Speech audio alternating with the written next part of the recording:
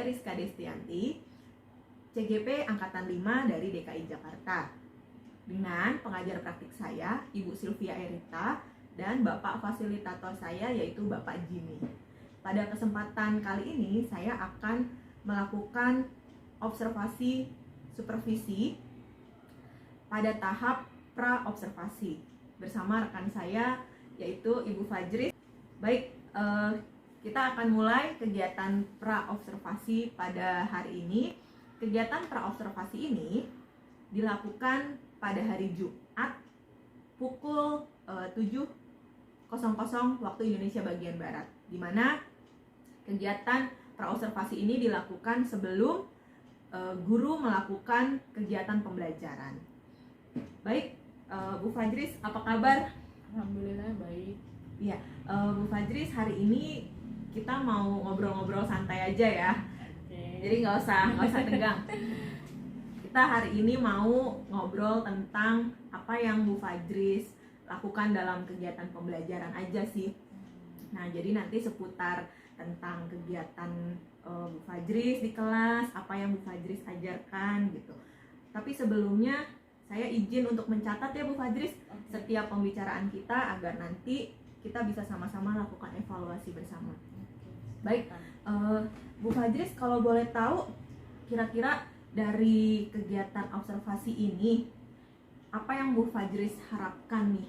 Oke, dari observasi ini dapat meningkatkan kualitas pembelajaran saya di kelas. Dapat meningkatkan pembelajaran di kelas gitu ya. Jadi mudah-mudahan saya bisa memberikan masukan nanti ya. Ya, mudah-mudahan kita sama-sama saling bekerja sama. Kalau boleh tahu, nanti di kelas Bu Fajris mau ngajar pelajaran apa tuh, Bu? Pelajaran matematika. Matematika. Nah, Bu Fajris sendiri berarti ngajar di kelas berapa? Saya mengajar di kelas 1B. Di kelas 1B. Berapa jumlah siswanya, Bu? Jumlah siswanya 32. Jumlah siswa 32, lumayan banyak ya, Bu ya? Iya. Terus ngajar matematika untuk anak kelas rendah ya, iya. Kelas 1. Nah, kira-kira materi apa nanti Bu yang akan diajarkan? Bentuk-bentuk bangun. Bentuk-bentuk bangun ya? Nanti saya akan mengajarkan kepada peserta didik saya. Nah, dari materi yang Bu Fajris akan ajarkan yaitu bentuk-bentuk bangun. Kira-kira apa Bu tujuan pembelajaran yang Ibu harapkan? Yang saya harapkan peserta didik dapat memahami materi pembelajaran berupa fakta, konsep, kemudian relasi matematisnya, dan menerapkan secara luas, akurat, efisien, dan dapat memecahkan masalah itu dari pemahaman matematikanya. Jadi diharapkan nanti peserta didik atau muridnya Bu Fajris itu bisa memecahkan masalah dalam kehidupan sehari-hari ya. Nah, melalui kegiatan pembelajaran, materi, bentuk-bentuk bangun. Nah, kemudian Bu Fajris setelah nih nanti yang di kelas Bu Fajris sudah ngajar materi bangun ruang, yang diharapin apa sih Bu dari peserta didik itu sendiri? Yang saya harapkan dari peserta didik ini yaitu dapat mengetahui dan membedakan bentuk-bentuk bangun ataupun juga mereka dapat mengelompokkan bentuk-bentuk bangun itu. Jadi Bu Fajris nanti istilahnya goalsnya itu pengen nih nanti anak-anak itu bisa membedakan gitu ya, bisa mengelompokkan dari benda-benda yang ada di sekitar gitu ya Bu ya. Oh, baik. Bagus sih Bu. Jadi kita untuk anak kelas rendah itu memang butuh benda-benda konkret. Iya.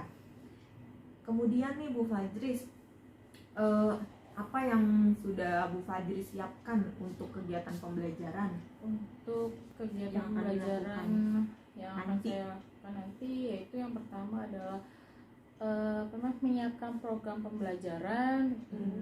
Yang kedua adalah menyiapkan media pembelajarannya seperti benda konkret, yaitu misalnya contohnya bola, terus tempat sepatu atau botol minum, atau yang sehari-hari mereka bawa yaitu tempat pensil. Kemudian Yang ketiga adalah strategi dalam pembelajarannya Mm-mm. dengan menggunakan benda konkret yang dibawa ke kelas dan meminta peserta didik untuk mengelompokkan secara langsung. Nah, kemudian yang keempat yaitu menyiapkan LKPD untuk Menyiapkan para peserta didik. Itu nanti LKPD itu buat produk yang akan dihasilkan murid ya, murid nanti mengerjakan soal-soal gitu ya dari LKPD itu. Nah, untuk saat ini apakah perlengkapan itu sudah disiapkan, Bu? Sudah disiapkan. Itu sudah ready di dalam kelas. Sudah. Alhamdulillah. Sudah Jadi ada.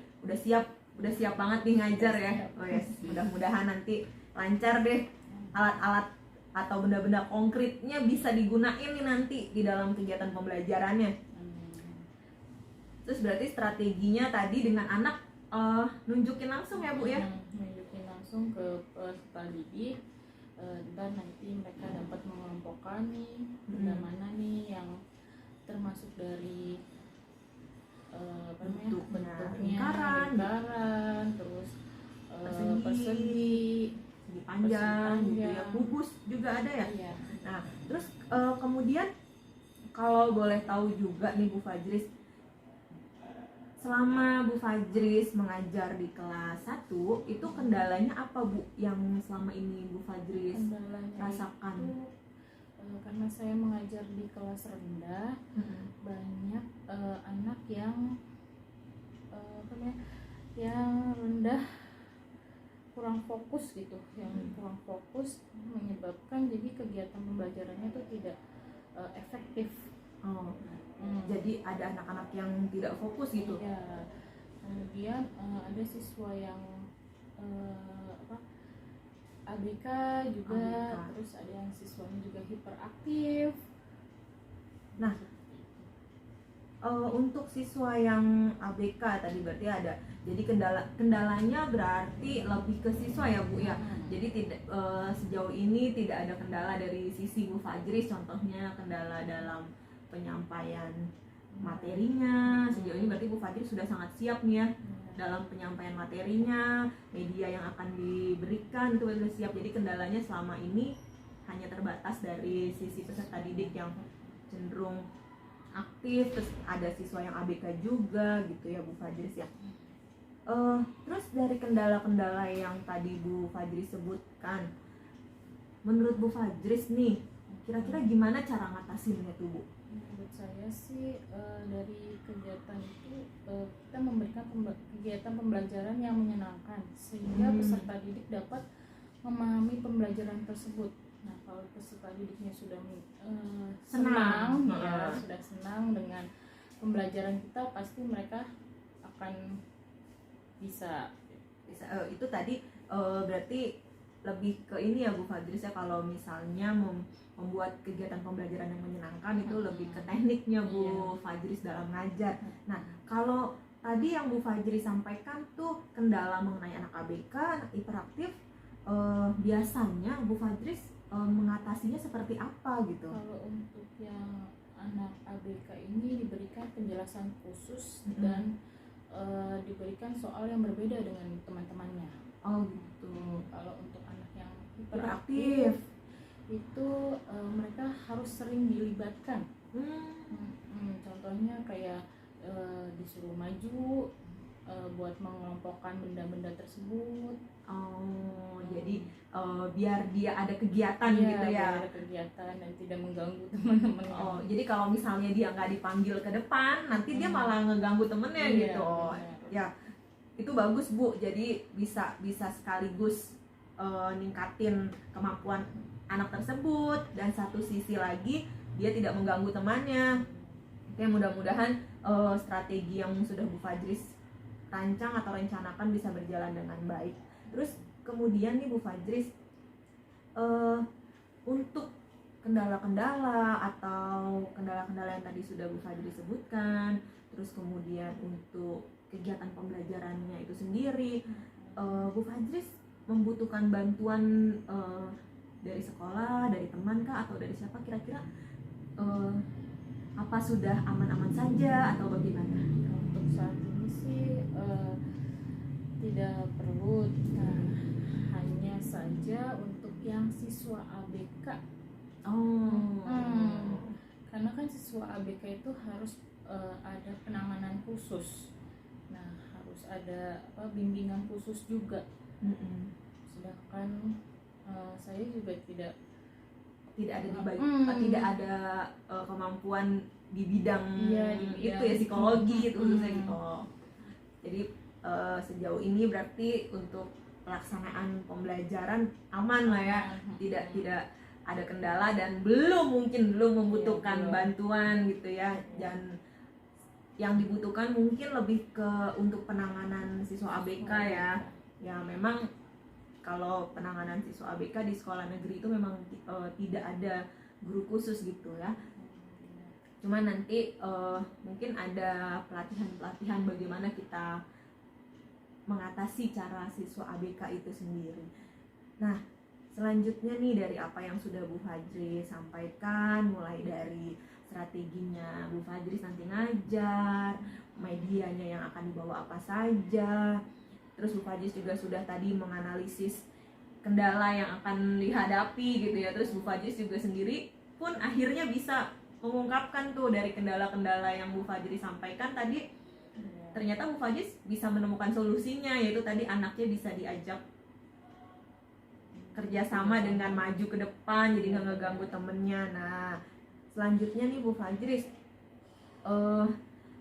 dari kegiatan pembelajaran, dari obrolan kita atau dari selama ini Bu Fajris ngajar, area pengembangan yang ingin Bu Fajris capai atau yang belum atau hendak dicapai itu area apa yang ingin Bu Fajris tingkatkan? Areanya itu yaitu saya ingin mengembangkan keterampilan saya dalam memahami sosial dan emosional anak, karena siswa kelas rendah itu cenderung masih sulit diatur dalam kegiatan pembelajaran, sehingga kondisi kelas menjadi kurang kondusif. Berarti kembali lagi ke kendalanya yang tadi ya. Jadi kendalanya adanya murid yang hiperaktif, terus Bu Fajris juga ternyata masih butuh sosial emosionalnya, masih butuh ditingkatkan lagi nih. Gimana caranya sih saya buat sabar, mungkin gitu ya? Bagaimana caranya saya sabar menghadapi murid-murid kelas rendah khususnya, apalagi yang cenderung hiperaktif gitu. Oke, baik Bu Fajris, sepertinya apa yang akan kita rencanakan untuk observasi besok, kurang lebih saya sudah mendapatkan gambaran nih. Saya sudah dapat gambaran kira-kira apa yang Bu Fajris akan lakukan di dalam kelas. Dan tadi juga saya sudah tanya medianya sudah disiapkan apa belum, ternyata sudah. Nah, mudah-mudahan medianya tidak lupa dibawa. Mudah-mudahan nanti kegiatan pembelajarannya bisa berjalan dengan lancar, khususnya nih untuk kendala anak ABK dan anak yang hiperaktif gitu. Terima kasih banyak Bu Fajris untuk waktunya, sesi kita ngobrol-ngobrol santai. Masuknya nanti jam berapa sekolah? Jam 9 ya? Masuk kelas nanti jam 9? Iya, jam 9. Oke, mudah-mudahan nanti jam 9 saya berkenan untuk melihat kegiatan pembelajaran Bu Fajris di dalam kelas ya. Oke, terima kasih Bu Fajris.